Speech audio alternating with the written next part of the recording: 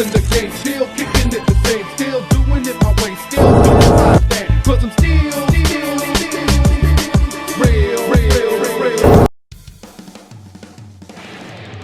The air is thick, heavy. It smells of ash and fear. This isn't new. Californians know this smell. They know the drill, the evacuation orders, the frantic packing, the fear of not knowing if their homes will still be standing when they return.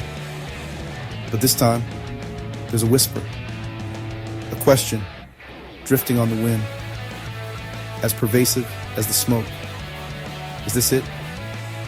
Is this the fire that pushes us to the edge? The one that tells us, in no uncertain terms, to leave before the big one comes? We've always lived with fire.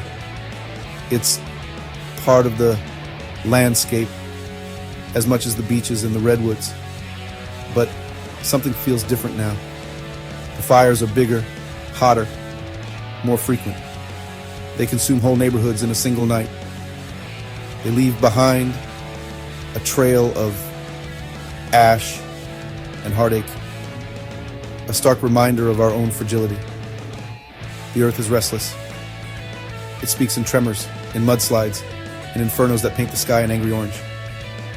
Are we listening?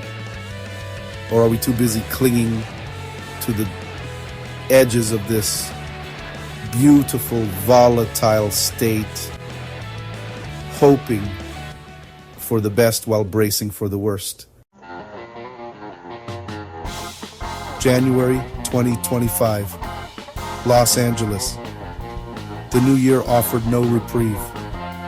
The Santa Ana winds arrived, howling down from the mountains, dry and fierce. They carried with them the scent of tinder, of imminent danger. It wasn't long before the flames erupted. Palisades fire, a monster, consuming over 20,000 acres. Homes, businesses, lives, turned to ash. The Eaton fire, close behind, leaving its own trail of devastation. Over 14,000 acres gone. Containment? A cruel joke. The wind whipped the flames into a frenzy, mocking the efforts of the firefighters.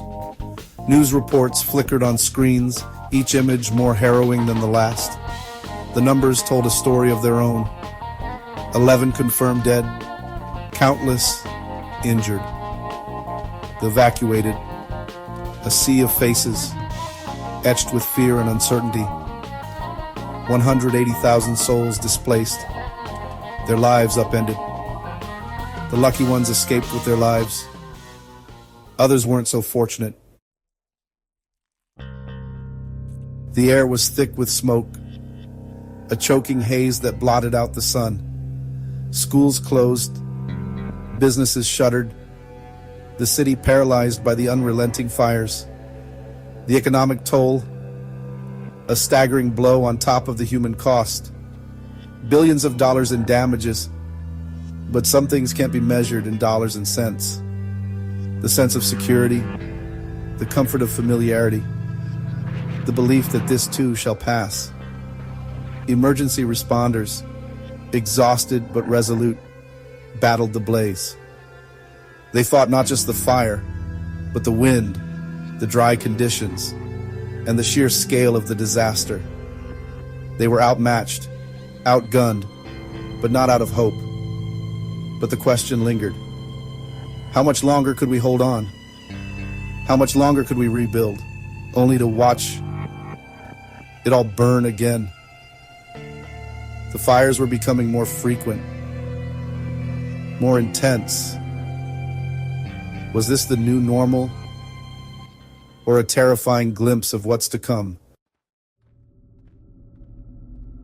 The earth is sending us a message written in fire and ash. It's a message we can't afford to ignore. Perhaps these fires are a warning, a sign to abandon ship before it sinks beneath the waves. The idea of California, the Golden State, crumbling into the Pacific, may seem like the stuff of disaster movies, but the line between fiction and reality is blurring.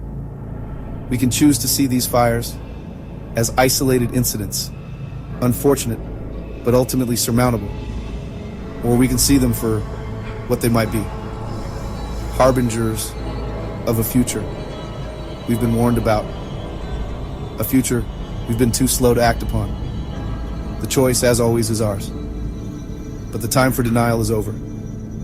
The flames are at our doorstep, and the earth is whispering, "Leave before it's too late."